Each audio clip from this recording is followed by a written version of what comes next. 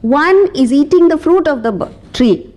The other is not eating and is immersed in its own glory. And the bird that is eating the fruit, sweet sometimes, bitter sometimes, looks at the other bird and says, how is it that this bird is not eating? One of the qualities of a student, particularly in the spiritual field, is discipline. And it's not too much to ask you to put your mobile phones on silent mode, not even switch off, so that you retain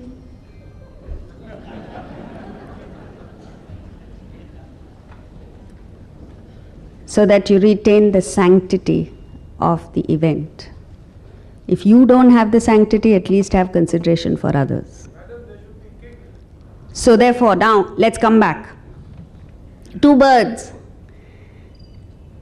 One bird not participating, the other bird eating the sweet and bitter fruit. So he looks at the other bird and says, how is it that that bird doesn't eat the fruit? And these golden moments come to each one of us. Sometime in our lives the clouds part and you catch a glimpse of the life beyond. And then that attracts you. And you want to get there. But then the gravitational pull of worldly existence pulls you back, and then you're back to your mundane existence. Again you look at this person, these fabulous gurus, not just one, by the thousands. And there is a magnetic pull, so you get a little closer. And a little closer, and a little closer. And then you find there is this complete merger. So this is the whole spiritual path put before us. The starting point is reading, listening, hearing.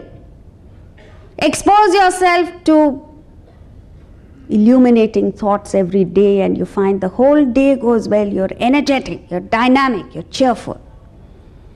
But if you don't expose yourself to anything positive, how are you going to retain you? That's why there is so rampant depression. Then he says there are two main paths, the path of Shreya and the path of Preya. Preya is the path of the pleasant. Shreya is the path of the good. What is the difference? The path of the pleasant is that which gives immediate benefit, immediate pleasure, immediate fulfillment, which is sense contact, worldly pleasures. Shreya, that which is good for you, invariably at the present moment is distasteful, unpleasant. But later it unfolds into a life of happiness and bliss. Why do we choose prayer? Why do we choose the path of the pleasant? Because we don't know that it will lead to everlasting sorrow in the end, permanent sorrow. Why it is so in the world, we don't know. But that it is so, we must understand. It's like going to a 4-year-old child, a little girl, and offering her the latest Barbie doll in one hand, and in the other hand you have a check for $100,000. Dollars, mind you, not rupees. What do you think the child will choose? You tell her you can have one or the other. What will the child choose? The doll. If that choice were given to you, what would you choose? It's never given, unfortunately. Why is it that the child chooses the doll and you choose the check? Because you have the knowledge of the value inherent in that check. The child is denied the knowledge.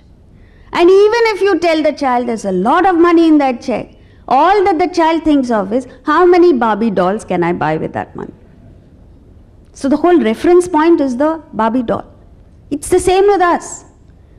When they show us the path to infinite happiness, because we don't understand infinite, the concept of infinity is not available to us.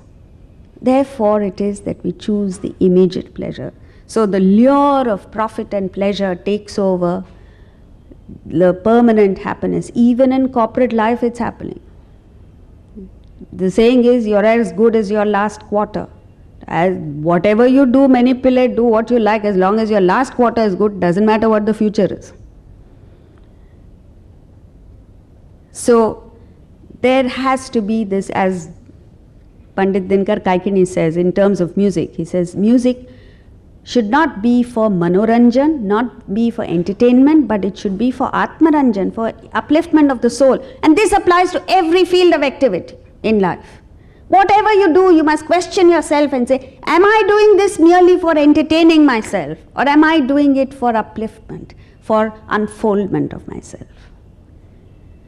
Once you know what to choose, once you choose Shreyaha, then comes tapas. Tapas is not senseless mortification and suffering. Tapas is literally means heat. What it means is effort, discipline, austerity. No achievement is possible without tapas. It is said that when Lord Brahma was creating the world, the first sound he heard was tapa. So what it means is, you look at anybody, look at an athlete like Lance Armstrong, who's cycling right now for his 7th consecutive Tour de France title. What is his life? This is the race, but the whole year round he's working hard. It's torture when you look at it from the outside. But for him, he gains the greatest pleasure when he's training. You look at a cricketer, morning to night we are huffing and puffing in an air-conditioned room, and here these poor guys are outside in the hot sun, morning to evening. But for them, for a true cricketer, for a lover of the game, it is bliss being out there. For a musician to sit there and do hours and hours of riyaz, for us is, oh God, terrible. But for him, the greatest thrill is to practice by himself. So also with a scientist working in a lab. What it is tapas is the springboard, the starting point of all creativity, of all achievement, all innovation. It is painful in the beginning, but it unfolds into, it becomes very soon, it becomes spontaneous and effortless. Once you put in this tapas, and you create a whole lot of energy within you, then that energy has to be channelized properly. And how do you channelize that? The practice of brahmacharya. Brahmacharya does not mean celibacy, as it is commonly understood to be. Brahmacharya simply, actually, literally means brahmani charati, means one who is walking in the path of Brahman. Once you fix an ideal, whatever that ideal be, and you're moving towards that ideal, anything that comes in the way of your achieving the ideal, you should have the courage of your conviction to say no to it. Otherwise, what will happen is what happened to this Australian cricketer. One day before the match, he went partying till 4 o'clock in the morning. His captain dropped him. So he violated brahmacharya. But one day after the match, he can do what he likes. All of us break this brahmacharya. And then you're back to square one. That's why we all go around in circles. At the same level, birth to death, you're just working hard, putting in tapas, achieving something, and then giving it all away for one momentary indulgence. So brahmacharya is the strength of the intellect to keep you on course without allowing your energies to dissipate and get distracted. The next is a calm mind. A calm mind is an essential prerequisite to any achievement. If your mind is agitated, however talented you are, however skilled you may be, you'll make a series of mistakes. How do you achieve this calmness of mind? You achieve this calmness of mind only when you feel a sense of oneness towards people, when you're free from mental agitations. And mental agitations come when you experience this apartheid. You know, South Africa was practicing it and the whole world went against them. What you don't understand is that all of us practice this apartheid. Otherness, different demarcations. So, you know, there's a story about a young girl who was being harassed, or at least she thought she was being harassed by her mother-in-law. She hated her mother-in-law. And she tried for a while to make peace with her. What to do? She had to live with her. So finally she gave up and she went to a doctor and said, "Doctor, I want to speak to you in private." And he was wondering what's wrong with her. She went to him and said, "I want you to give me a poison that will kill my mother-in-law." So the doctor was most taken aback. He says, quickly he regained his composure and he said, "Listen, everybody knows that you have a negative relationship with her." She says, "Yeah, we fight all the time." "Everyone knows that you hate her." Says, "Yeah, then when she dies, the first person they'll suspect is you. So what do I do?" He says, "I've hit upon an idea. You know what? I'll give you a tablet that you have to give her every night religiously. And at the end of 6 months, she'll die. It's a slow poison. But in those 6 months, you go out of your way to be nice to her, and let the whole world see that you're being nice to her, that you love her, you care for her, and all the rest of it. So that when she dies, they won't suspect you." She thought it was a pretty good idea. She took the tablets and ran back home and suddenly changed her attitude towards her mother-in-law. She took care of her, she cooked the best dishes for her, and she massaged her feet every night and all the rest of it. Till the mother-in-law started saying, "So what is wrong with this girl? What's come over her?" And then the mother-in-law said, "Oh, she's not so bad after all." So their relationship changed. And time passed. Before she knew it, before this girl knew it, 5 months and 3 weeks were over since she had started giving the tablets to the mother-in-law. Suddenly she realized, "Oh my God, in 1 week's time my mother-in-law is going to die. But I love her, I don't want her to die." So she went running to the doctor and said, "Doctor, please give me something that will negate all this poison." The doctor said, "Why? I thought you wanted her to die. She's going to die 1 more week." She says, No, I made a mistake. She's not bad. She's very good." Then the doctor told her, "I didn't give you poison. I just gave you vitamin tablets." So what it means is, when you have a sense of hatred, a sense of otherness, a sense of disgust for someone, vijugupsa, as is said in the Upanishad, what you need to do is employ Shankaracharya's technique of pratipaksha bhavana. Look at the same person from a different standpoint, from a different angle, and the person doesn't look that evil anymore. And once you change your attitude, the whole relationship becomes different. So therefore, what do we learn now? From the moment you get out of this place, pick on the person you hate most. Usually it's mother-in-law, right? And change your attitude. And you'll find your world changes for you, your life changes for you. Next, knowledge. What kind of knowledge? It is said in Sanskrit, there are 3 different kinds of intellect that we have. One is jada buddhi. Jada buddhi means a dull-witted person. A dull-witted person keeps reinforcing the thought that I am the body. Even when such a person comes to a spiritual environment like this, he says, "Have you seen this fellow's watch? Very expensive. Have you seen the diamonds that she wears?" Throughout, it's just physical things that you see. The second category of person, he says, dhihi. Dhihi means a learned person, a person with knowledge. And his attitude is, "Oh, you haven't covered this point, you covered this point, you did this," very analytical. He identifies with his inner personality, the mind and intellect. But Viveka Vijnanavato Mahatma, a Mahatma endowed with discrimination and wisdom, knows that he is the Atman and he becomes Brahman. So that kind of knowledge is what we're talking about. You see, the problem is this knowledge may come with or without worldly knowledge.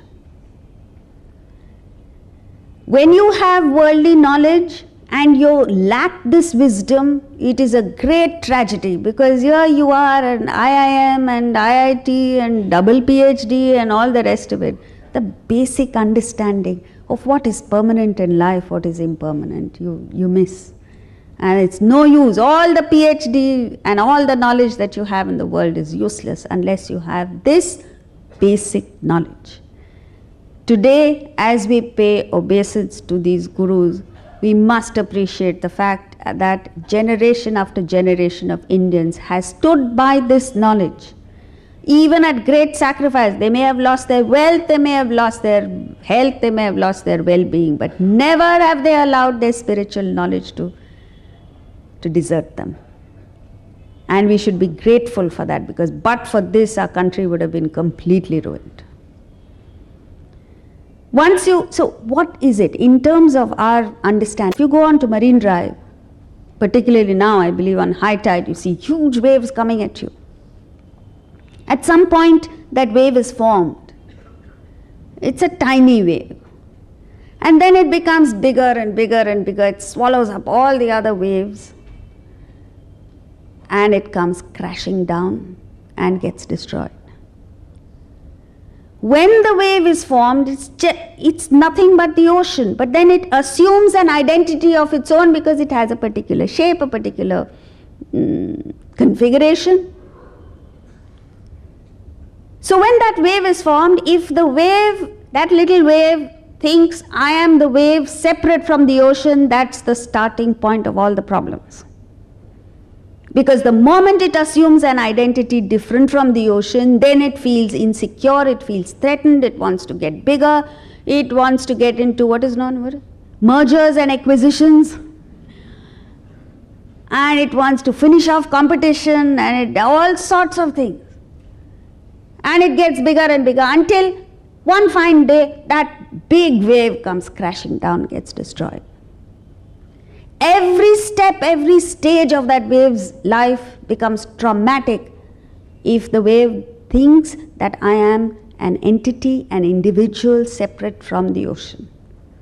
But right through this process, if the wave reminds itself that yes, I have assumed a form, but I am nothing but the ocean. Throughout these changes, which otherwise would be traumatic, that wave is completely at peace with itself because it knows I am the ocean. When the wave is born, nothing happens to the ocean. When the wave is eating up other waves, nothing is happening. When the wave gets bigger, nothing is happening. When the wave comes crashing down, still nothing happens to the ocean. So when you gain this knowledge, you gain this fortitude to go through life's challenges without getting affected. And this fortitude is the birthright of every Indian, every human being actually. So sometime in our life we must set aside a little time, a little effort to develop this fortitude. It doesn't come naturally. But all you have to do is shift your identity from the individual to the totality. Mahatma, one ordinary person becomes a Mahatma when as you are where you are, you simply shift your identification to Atman. Mirabai, whose bhajans you just heard, was an ordinary human being. All she did was shift her attention to the totality and she became a realized soul. Tukaram was an ordinary person. He shifted his attention, became a Sant, Mahatma. And so did scores of Indians before us. This great knowledge, this option is available to us. Grab it. Because later on in life, you may or may not get this opportunity. Having done all this, what is the test of development? The test of development, the test of spiritual unfoldment is not ego and arrogance where you look down your nose at others and say, materialistic person. It's not that. The test of self-development is sarva bhuta hite rataha, the capacity to revel in the welfare of all beings. This is not there today. We are looking for all the tragic stories in life. That's why when you open a newspaper, all the worst things in the world you read.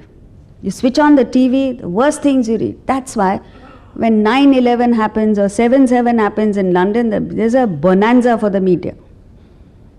Everybody watches. Just the opposite is what he's saying.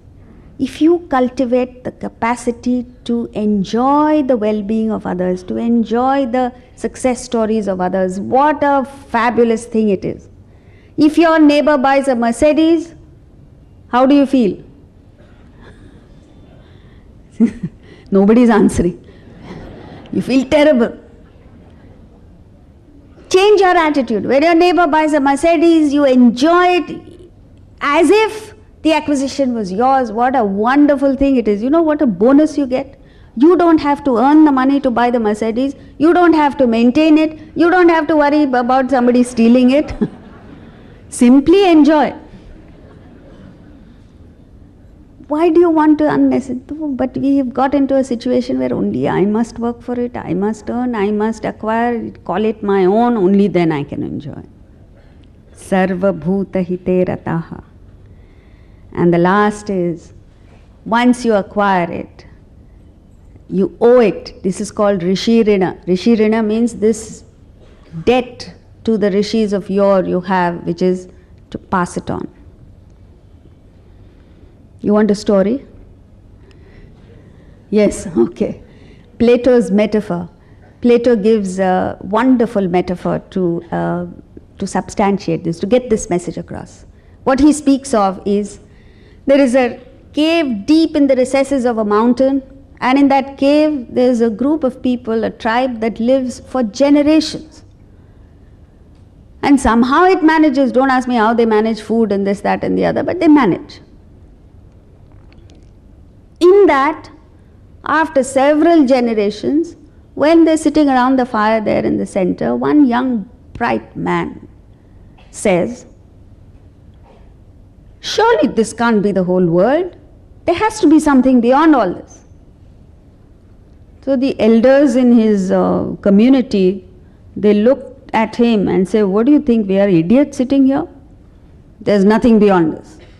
So emphatically they say it that this boy believes it. And he goes on for a few more weeks. Again this thought comes to his mind. Again and again it comes, until one fine day he understands, he's tried his best to get people around him interested. It doesn't work. So he understands that he's got to do it alone. And one day when everyone is sleeping, he quietly gets up, tiptoes out, turns a few corners, and he ends up in a frightening place where he's lost sight of the fire in the cave, and he has not yet come to the mouth of the cave. He's in complete darkness. But what keeps him going is the conviction that there has to be something beyond it all. And he continues, proceeds, until suddenly he sees a diamond sparkling in the distance, which is the mouth of the cave. And now he knows that his stand is justified. His stand is vindicated. So he keeps moving towards this diamond, which comes to the mouth of the cave, comes out into the open air, and he is in bliss because he's enjoying the things that you and I experience but not enjoy, which is fresh air, the rain, thunder, lightning, the birds, wonderful colors and flowers and fruits and all the rest of it. He revels in it for a couple of days, and at the end of those few days, he suddenly thinks of all his people back in that dingy cave. And he decides, however unpleasant it is, to go back in there, and he thinks he'll get them all out. So he goes back with renewed confidence and enthusiasm, and he says, I discovered the world outside. So they said, discovered? World? What? The sun and the moon and the stars and fresh air. And he keeps describing, and the more he describes the world outside, the more they are convinced that this guy is mad. So they say, look beta, you had an accident in childhood, so that must be the result of all this, but relax, you'll be okay. After a while he understands that the more vociferous, more emphatic he is, the more they are convinced that he's not quite sane. So he keeps quiet and decides that tomorrow I'm going to get out of this place. I've done my bit. Just then another young man comes to him and says, I'm with you, come on, let's go. This time the way out of the cave is so much more easy because he's been through it before. And the two of them come out, and this youngster is exhilarated with what he sees, and he realizes that all this is much more happy, much more fulfilling than what he described. So he enjoys it for a few days, and then the older one tells him, listen buddy, now it's your turn, you go back in there and pull one other person out. And this is called